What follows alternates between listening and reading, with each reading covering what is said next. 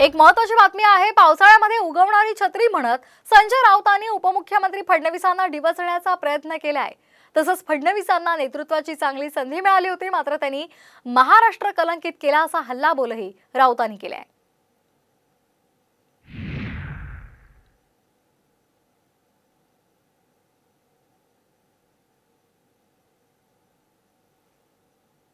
देवेंद्र फडणवीस बरं का, ही राजकारणातली पावसाळ्यात उगवलेला छत्री आहे। तसं आता राजस्थान, मध्य प्रदेश वगैरे अनेक भागामध्ये मुख्यमंत्री नेमले गेले, कोणाला माहित नाही।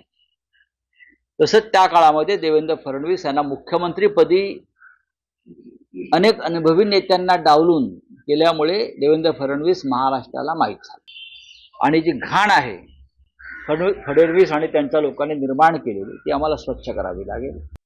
देवेंद्र फडणवीस यांना नेतृत्व करण्याची चांगली संधी प्राप्त झाली, पण कपट कारस्थानाचं राजकारण, दळभद्री राजकारण, महाराष्ट्राला कलंकित करण्याचं राजकारण त्यांच्या नेतृत्वाखाली झाल्यामुळे त्यांनी महाराष्ट्र कलंकित केला। आणि आज महाराष्ट्र त्यांचा द्वेष करतो।